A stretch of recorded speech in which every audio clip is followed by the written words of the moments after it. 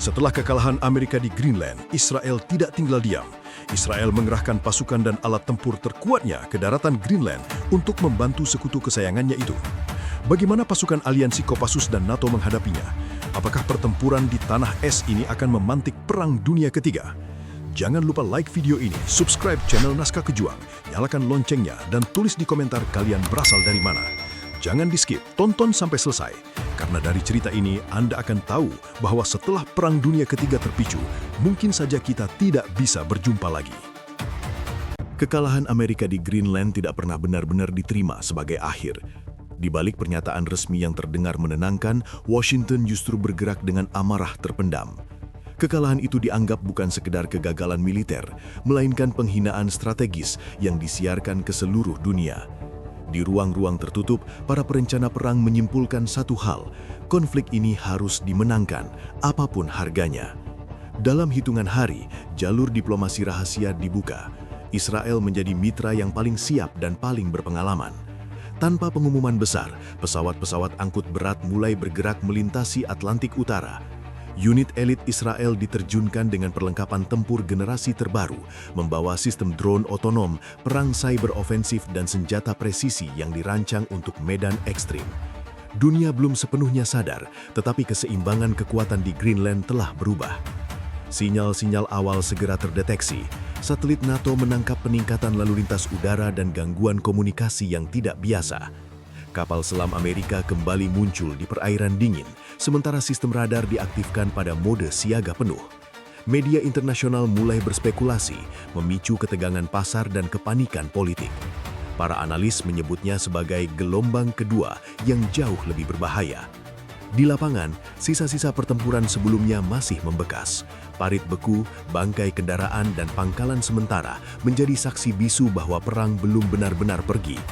Pasukan gabungan NATO memperkuat posisi, namun kelelahan mulai terasa. Mereka bertahan dengan keyakinan bahwa kemenangan sebelumnya akan menahan lawan. Keyakinan itu segera diuji. Israel bergerak cepat dan senyap. Operasi pendahuluan dilancarkan tanpa tembakan terbuka, menyusup ke jaringan komunikasi, memetakan ulang jalur suplai, dan menanam mata yang tak terlihat. Amerika menyiapkan pukulan lanjutan, kali ini dengan koordinasi yang lebih rapat dan tujuan yang lebih tegas. Greenland kembali menjadi papan catur dan setiap langkah dihitung tanpa emosi. Ketegangan global meningkat, negara-negara sekutu saling bertanya sejauh mana mereka akan terseret. Peringatan dikeluarkan namun terlambat. Di tengah malam Arktik yang panjang, mesin perang kembali menyala. Dunia menyadari bahwa apa yang disebut kekalahan hanyalah jeda singkat sebelum kebangkitan yang jauh lebih mematikan. Kesadaran bahwa perang belum berakhir datang terlambat bagi aliansi NATO. Kemenangan sebelumnya menumbuhkan keyakinan rapuh bahwa tekanan diplomatik cukup menahan lawan. Namun ketika laporan intelijen menunjukkan pergerakan baru, keyakinan itu runtuh. Pangkalan diperkuat, patroli diperpanjang, dan jalur suplai dipercepat, tetapi semuanya dilakukan di bawah bayang-bayang keputusan politik yang tidak seirama. Di ruang rapat, perbedaan kepentingan mulai terasa tajam. Beberapa negara menuntut eskalasi cepat, sementara yang lain menahan diri demi menghindari konflik lebih luas. Setiap keputusan melewati lapisan birokrasi, menggerus waktu yang seharusnya digunakan untuk bertindak. Kopassus yang berada di garis depan merasakan dampaknya langsung. Mereka bersiap dengan disiplin dan senyap, namun menunggu lampu hijau yang tak kunjung menyala. Logistik menjadi ujian berikutnya. Medan Arktik menelan segalanya, bahan bakar, suku cadang, bahkan stamina manusia. Konvoi tertunda oleh cuaca dan prioritas yang berubah-ubah. Sistem yang bergantung pada konsensus tersendat, sementara ancaman di depan bergerak dengan ritme berbeda. Pasukan bertahan, tetapi celah-celah kecil mulai terbentuk. Di sisi lain, Amerika dan Israel bergerak tanpa ragu. Serangan tidak dimulai dengan dentuman, melainkan dengan sunyi. Jaringan komunikasi diuji, sinyal terganggu, dan data menjadi tidak pasti. Di udara, persiapan dilakukan jauh dari sorotan, menyelaraskan waktu dan tujuan. Di darat, unit-unit kecil memetakan ulang medan, menandai jalur yang akan menjadi kunci. Koordinasi menjadi senjata utama mereka. Udara, darat, dan cyber dirajut dalam satu rangkaian yang rapi. Setiap elemen tahu kapan harus menunggu dan kapan harus bergerak. Sementara itu, aliansi yang bergantung pada banyak suara kehilangan tempo. upaya menyatukan kehendak justru memperlambat respons. Ketika tanda-tanda awal serangan muncul, NATO berusaha mengimbangi. Posisi dipertikas, pelencana diperbaharui, dan pesan-pesan tegas dikirim. Namun jarak antara rencana dan pelaksanaan terlalu lebar. Kopassus menutup celah-celah yang tersisa dengan keberanian dan improvisasi, namun tekanan datang dari banyak arah. Di malam Arktik yang panjang, perbedaan itu menjadi jelas. Bukan hanya soal jumlah atau teknologi, namun tentang waktu dan kesatuan niat. Dan saat mesin perang gabungan Amerika-Israel siap berputar, aliansi menyadari bahwa keterlambatan memiliki harga. Harga itu segera ditagih tanpa peringatan. Serangan itu datang tanpa peringatan yang bisa ditangkap manusia. Tidak ada sirene panjang, tidak ada waktu untuk menata napas. Di tengah badai salju yang menutup langit Greenland, pusat komunikasi koalisi tiba-tiba tercekik. Layar-layar berkedip, suara di radio berubah menjadi deru statis, dan peta digital kehilangan koordinatnya. Dalam hitungan menit, keunggulan yang selama ini diandalkan runtuh menjadi kebingungan. Langit Arktik yang kelabu pecah oleh suara mesin. Jet-jet tempur menembus awan rendah, memanfaatkan celah cuaca yang dipetakan berhari-hari sebelumnya. Dominasi udara segera terasa. Radar darat kesulitan membedakan pantulan badai dengan sasaran nyata. Setiap kilatan cahaya di kejauhan bisa berarti bom berpemandu atau sekedar petir yang membeku di udara. Di bawahnya, pangkalan-pangkalan kecil koalisi menjadi titik-titik rapuh di hamparan es. Gelombang pertama menghantam logistik, gudang bahan bakar, jalur suplai dan simpul distribusi dilumpuhkan secara presisi. Ledakan tidak selalu besar, tetapi tepat sasaran. Api sulit menyala di suhu ekstrim, namun kerusakan struktural cukup untuk menghentikan aliran. Pasukan di garis depan merasakan dampaknya hampir seketika. Kendaraan melambat, generator tersendat, dan setiap keputusan menjadi pertaruhan. Di darat, pertempuran berubah brutal. Jarak pandang menyempit hingga beberapa meter. Bayangan bergerak di balik tirai salju, muncul dan menghilang. Tembakan terdengar dekat, terlalu dekat untuk memberi ruang ragu. Unit-unit kecil terpisah, bertarung berdasarkan naluri dan latihan. Komando pusat berusaha menyusun ulang kendali, namun pesan datang terlambat atau tidak sampai sama sekali. Kopassus bergerak di antara kekacauan dengan disiplin sunyi. Mereka membaca medan yang tak tertulis, memanfaatkan kontur es dan angin sebagai penutup. Namun kali ini, lawan datang dengan mata di langit dan telinga di jaringan. Drone otonom menyisir area, mengoreksi tembakan dari ketinggian yang tak terlihat. Setiap pergerakan beresiko terdeteksi, setiap henti beresiko disergap. Serangan cyber menyusul seperti arus dingin yang merayap. Sistem cadangan yang dianggap aman mulai berperilaku aneh. Data lokasi bergeser, identifikasi kawan dan lawan kacau, dan waktu sinkronisasi terdistorsi. Tidak ada satu tombol untuk mematikan semua ini. Itu adalah orkestrasi yang dirancang untuk menguras fokus, memecah perhatian, dan memaksa kesalahan kecil menjadi fatal. NATO mencoba mengimbangi dengan kekuatan kolektif. Pesawat pengintai dikeluarkan, tembakan balasan dilancarkan, dan unit-unit cadangan dipindahkan. Namun setiap langkah terasa tertinggal setengah detik. Keunggulan teknologi lawan tidak berdiri sendiri, ia terhubung dalam jaringan yang bergerak serempak. Ketika satu elemen menyerang, elemen lain menutup celahnya. Di sebuah sektor yang membeku, garis pertahanan pertama runtuh, bukan karena keberanian yang kurang, melainkan karena udara di atasnya tak lagi bersahabat. Posisi yang terbuka dihujani tembakan presisi, upaya evakuasi terhambat cuaca, dan banyak yang terpaksa bertahan hingga amunisi menipis.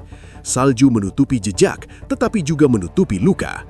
Amerika dan Israel menekan tanpa henti. Serangan gabungan dirajut dengan kesabaran mekanis. Di udara, dominasi dipertahankan. Di darat, unit bergerak bertahap, menyemankan titik demi titik. Di dunia tak kasat mata, jaringan terus diganggu. Tidak ada satu pukulan penentu, yang ada adalah akumulasi tekanan yang tak memberi ruang bernapas. Kopassus mencoba mematahkan ritme itu dengan manuver berani. Tim-tim kecil dilepas untuk menyerang simpul penghubung, memotong mata dan telinga lawan. Beberapa berhasil menciptakan jeda singkat yang memberi harapan, namun jeda itu cepat ditutup. Setiap keberhasilan kecil dibayar mahal dan pengganti segera datang dari belakang garis musuh. Di tengah malam Arktik, sebuah pangkalan koalisi menjadi pusat pertarungan sengit. Ledakan menggenggang struktur dan pertempuran jarak dekat tak terhindarkan. Dalam gelap dan salju, keputusan dibuat dalam detik. Ada keberanian, ada pengorbanan, dan ada kelelahan yang tak terucap. Ketika fajar abu-abu menyingsing, bendera masih berkibar, tetapi tanah di sekitarnya telah berubah. Dominasi udara kian menentukan, setiap upaya konsolidasi disambut dari atas, upaya kamuflase menjadi permainan tipis antara hidup dan mati. Koalisi mulai memindahkan fokus dari mempertahankan wilayah luas kepada mempertahankan manusia. Itu adalah perubahan pahit namun perlu. Jalur mundur disiapkan bukan sebagai tanda menyerah, namun untuk mencegah kehancuran total. Serangan cyber kembali menghantam, kali ini menyasar koordinasi evakuasi. Peta rute berubah, sinyal penanda hilang, dan waktu terasa melambat. Dalam kekacauan itu, beberapa unit terpisah terlalu jauh, bantuan datang terlambat. Dunia di luar tidak mendengar teriakan, hanya statistik yang akan dibaca kemudian. Amerika Israel terus menjaga tekanan dengan ketenangan dingin. Mereka tidak mengejar secara membabi buta. Setiap langkah dihitung untuk meminimalkan resiko dan memaksimalkan efek. Ketika badai semakin ganas, mereka justru memanfaatkannya. Alam yang dulu dianggap musuh kini menjadi sekutu netral yang condong kepada mereka yang siap. Di akhir dari hari yang panjang, garis pertahanan koalisi tidak sepenuhnya runtuh, tetapi retakannya jelas.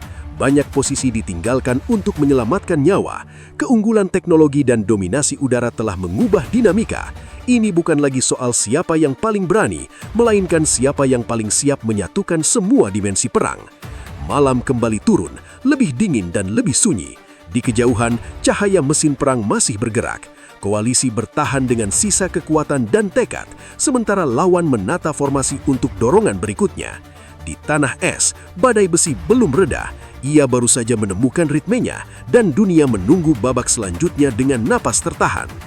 Keputusan itu diambil dalam kesunyian yang berat.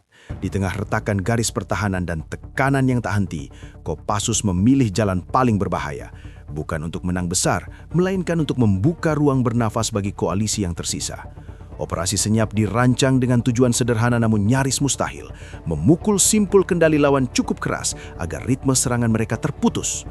Tim-tim kecil dilepas tanpa sorotan. Mereka bergerak ringan, membawa perlengkapan minimum dan meninggalkan jejak sesedikit mungkin. Badai salju menjadi selimut sekaligus ancaman. Setiap langkah harus dihitung, setiap nafas dijaga agar uap tak mengkhianati posisi. Di atas mereka, langit dipenuhi mesin yang mencari. Di bawah kaki, es retak menunggu kesalahan. Malam Arktik menelan suara. Komunikasi dilakukan dengan isyarat dan waktu yang disepakati. Peta yang dibawa hanya memberi gambaran kasar, selebihnya mengandalkan ingatan dan naluri. Sasaran pertama adalah titik penghubung yang menyatukan udara, darat, dan jaringan. Jika simpul itu terganggu, walau sebentar, tekanan akan berkurang. Itu harapan yang tipis namun nyata. Di sisi lain medan, Amerika Israel bergerak dengan ketenangan mekanis. Serangan gabungan disusun seperti jam, unit udara menjaga langit, unit darat mengamankan koridor, dan lapisan cyber merayap masuk ke sistem yang masih bertahan. Mereka tidak terburu-buru. Setiap menit yang berlalu menguntungkan mereka yang menguasai tempo. Kontak pertama Kopassus terjadi tanpa suara tembakan. Sebuah pos pengamat kecil diamankan dengan cepat. Data dikumpulkan, jalur dipetakan ulang. Untuk sejenak, jaringan lawan menunjukkan anomali. Itu cukup untuk memicu langkah berikutnya. Tim bergerak lebih dalam, semakin dekat ke pusat yang dijaga ketat. Namun alam tidak selalu berpihak. Angin berubah, salju menebal dan jarak pandang lenyap. Sebuah drone melintas rendah, terlalu dekat. Keputusan dibuat dalam sepersekian detik. Tim bersembunyi, menahan dingin yang menggigit tulang. Detik-detik berlalu seperti jam. Drone pergi, tetapi alarm tak kasat mata telah berbunyi. Serangan cyber datang bersamaan. Sistem cadangan yang digunakan Kopassus mulai terganggu. Sinkronisasi waktu bergeser, titik temu berubah. Rencana harus disesuaikan di lapangan. Di tengah perubahan itu, satu tim terpaksa memancing perhatian, menarik mata dan telinga lawan menjauh dari jalur utama. Mereka tahu resikonya. Ledakan pertama memecah kesunyian, kecil namun tepat. Sebuah simpul energi padam, cahaya di kejauhan meredup. Di radio lawan, perintah bertabrakan, jeda tercipta. Kopassus memanfaatkannya untuk bergerak cepat, menanam gangguan kedua. Untuk beberapa menit, jaringan lawan pincang, harapan menyala. Amerika Israel merespons dengan presisi dingin. Udara diperketat, unit darat bergerak menutup celah. Serangan balasan tidak membabi buta. Ia mengurung, Lingkaran menyempit, memaksa Kopassus memilih antara bertahan atau menembus. Mereka memilih menembus, karena bertahan berarti habis. Pertempuran jarak dekat tak terhindarkan. Dalam whiteout, jarak menjadi segalanya. Isyarat tangan, langkah cepat, dan keputusan instan menentukan hidup dan mati. Beberapa berhasil melewati cincin pertama. Yang lain tertahan, menutup pintu bagi rekan-rekannya dengan tubuh mereka sendiri. Pengorbanan itu sunyi, tanpa saksi selain badai. Di udara, dominasi kembali terasa. Setiap pergerakan terbuka dihukum dari atas. Kopassus memecah diri, menyatu dengan medan. Mereka bukan mencari kemenangan, melainkan waktu. Setiap menit yang diulur memberi kesempatan evakuasi bagi unit koalisi di sektor lain. Itu tujuan yang disepakati sejak awal. Serangan gabungan lawan berlanjut. Cyber menekan koordinasi evakuasi. Darat mengunci jalur. Udara menjaga tekanan. Tidak ada celah besar, hanya celah-celah kecil yang cepat menutup. Kopassus mengejar celah itu dengan keteguhan yang nyaris putus asa. Di satu titik, sebuah tim mencapai sasaran akhir namun terlambat untuk keluar bersama. Mereka memilih tetap tinggal. Gangguan terakhir dilepas, mematikan sistem selama beberapa menit krusial. Di radio koalisi, jalur evakuasi terbuka, kendaraan bergerak, pasukan yang terluka dievakuasi. Di kejauhan, cahaya tembakan menandai akhir dari pilihan yang tak kembali. Fajar datang tanpa perayaan. Salju menutupi jejak dan nama. Koalisi berhasil menyelamatkan sebagian kekuatan, tetapi harganya terukir dalam diam. Di daftar, beberapa panggilan tak terjawab. Di lapangan, bendera masih berkibar, namun lebih berat daripada sebelumnya. Amerika Israel melanjutkan penataan, serangan gabungan dipersempurnakan, celah ditutup, dan tempo dikunci kembali. Mereka mengakui perlawanan itu sebagai gangguan yang berarti, namun bukan penentu. Keunggulan tetap di tangan mereka. Medan kini lebih terkendali, lebih sunyi, dan lebih berbahaya. Di sisi koalisi, keputusan pahit diambil. Fokus bergeser sepenuhnya pada penyelamatan manusia dan pencegahan kehancuran total. Perlawanan terakhir Kopassus telah membeli waktu, bukan kemenangan. Waktu itu dipakai untuk mundur teratur, menjaga sisa-sisa kekuatan agar tidak terhapus. Malam kembali turun. Di bawah langit yang dingin, gema operasi senyap itu bertahan dalam ingatan mereka yang selamat. Tidak ada pidato, tidak ada sorotan, hanya kesadaran bahwa keberanian memiliki banyak wajah, dan kadang-kadang wajah itu adalah pilihan untuk tinggal ketika semua jalan keluar tertutup. Perang belum selesai, tetapi satu bab telah ditutup dengan darah dan salju. Di tanah es, perlawanan terakhir Kopassus menjadi garis tipis antara kehancuran dan kesempatan. Dunia mungkin tidak mendengar detailnya, namun dampaknya terasa. Dan di balik dominasi yang tampak tak tergoyahkan, lawan tahu satu hal, kemenangan ini dibeli dengan perlawanan yang tidak mudah dipatahkan. Keputusan itu akhirnya diambil di ruang-ruang yang sunyi, jauh dari dentuman senjata. Setelah hari-hari yang terasa seperti bertahun-tahun, NATO menyadari bahwa setiap jam tambahan di Greenland membawa resiko yang tak lagi dapat dihitung. Bukan sekedar soal kekalahan di lapangan, melainkan bayang-bayang eskalasi yang bisa menyentuh batas paling berbahaya. Ketika laporan korban bertambah dan jalur komunikasi makin rapuh, perintah penarikan disiapkan dengan kata-kata yang dingin dan berat. Penarikan tidak pernah tampak seperti kekalahan di atas kertas, tetapi di lapangan ia terasa seperti runtuhnya dunia. Unit-unit bergerak dalam senyap, menutup jejak, memusnahkan peralatan yang tak bisa dibawa, dan menjaga ritme agar tidak berubah menjadi kepanikan. Setiap kendaraan yang bergerak adalah taruhan, setiap rute adalah ujian. Di udara, pengawasan lawan tak pernah benar-benar pergi. Di darat, es menyimpan rahasia dan bahaya yang sama besar. Amerika dan Israel mengunci tempo. Mereka tidak mengejar dengan amarah, melainkan dengan disiplin yang dingin.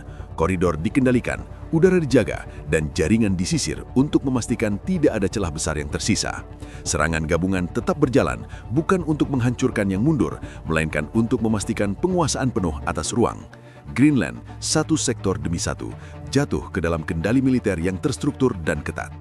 Bagi pasukan yang ditarik, perasaan bercampur aduk.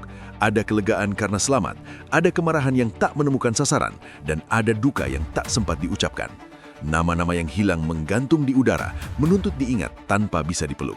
Evakuasi medis berjalan tanpa henti, namun tak semua luka tampak. Banyak yang dibawa pulang dengan beban yang akan tinggal lama.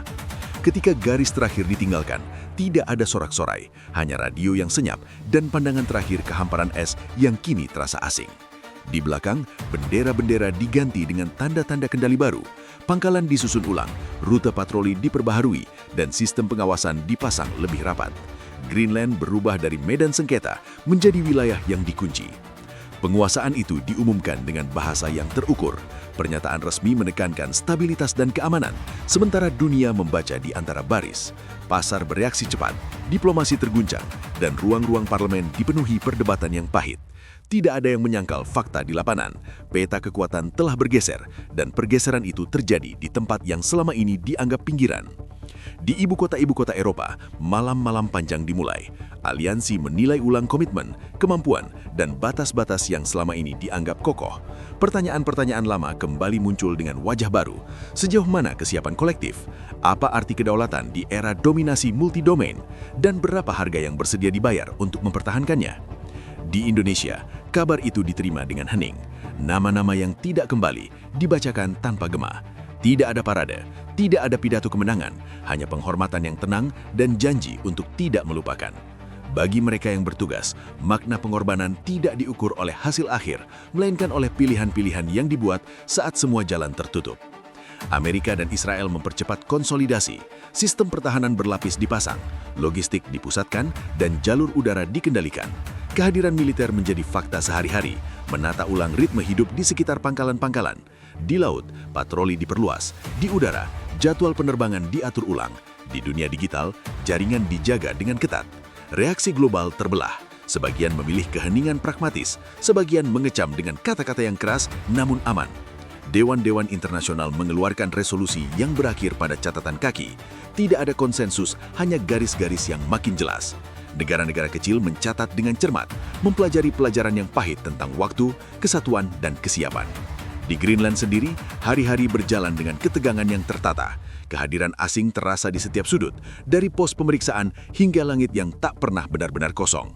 Kehidupan sipil beradaptasi, sebagian dengan pasrah, sebagian dengan diam-diam menolak. Kedaulatan bukan lagi konsep abstrak, ia terasa dalam jarak yang harus ditempuh dan izin yang harus diminta. Di balik penguasaan militer, mesin diplomasi bekerja keras. Tekanan dan tawaran bergerak berdampingan. Beberapa kesepakatan muncul, sementara yang lain tenggelam sebelum sempat dibahas. Dunia bergerak maju, tetapi dengan langkah yang lebih hati-hati. Setiap keputusan ditimbang dengan bayang-bayang presiden yang baru saja tercipta. NATO merumuskan kembali narasi, bukan tentang kemenangan atau kekalahan, melainkan tentang pencegahan yang gagal dan pelajaran yang harus diambil. Doktrin ditulis ulang, latihan disesuaikan, dan investasi diarahkan kepada kemampuan yang lebih terintegrasi. Namun perubahan itu datang terlambat untuk Greenland. Masa depan selalu tiba setelah masa kini berlalu. Amerika Israel memantapkan kontrol dengan bahasa efisiensi. Mereka menampilkan stabilitas sebagai hasil, keamanan sebagai tujuan. Di baliknya, kesadaran akan biaya tetap ada.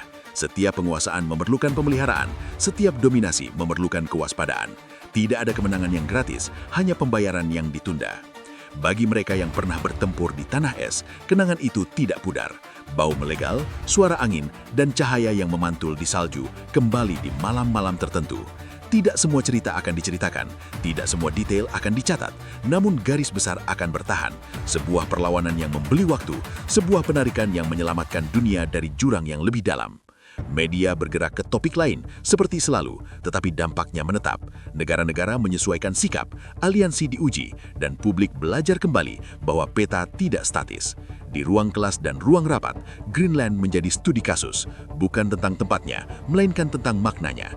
Pada suatu pagi yang kudingin, matahari memantul di atas es dengan cara yang sama seperti sebelumnya.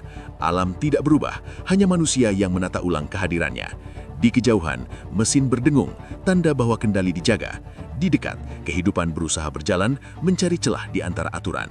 Dunia terdiam, bukan karena tidak ada yang ingin berkata, melainkan karena terlalu banyak yang dipertaruhkan. Keheningan itu bukan damai, melainkan jeda, sebuah jeda yang menyimpan pertanyaan tentang apa yang akan datang berikutnya. Apakah keseimbangan baru ini akan bertahan, atau hanya menjadi pendahulu bagi badai lain? Ketika sejarah menoleh ke belakang, ia mungkin akan menamai event ini dengan istilah yang rapi. Tetapi bagi mereka yang hidup di dalamnya, kejatuhan itu terasa kasar dan nyata. Greenland berdiri sebagai penanda bahwa kedaulatan bisa runtuh tanpa satu ledakan besar, dan bahwa dunia pada saat-saat tertentu memilih diam untuk bertahan. Di akhir hari, tidak ada penutup yang bersih, tidak ada garis akhir yang jelas, hanya kesadaran bahwa peta telah berubah, dan perubahan itu menuntut kewaspadaan baru. Di tanah es, kekuasaan berpindah tangan. Di dunia, pelajaran pahit menetap, dan di antara keduanya, harapan tipis tetap hidup bahwa keheningan ini suatu hari nanti tidak harus dibayar dengan harga yang lebih mahal.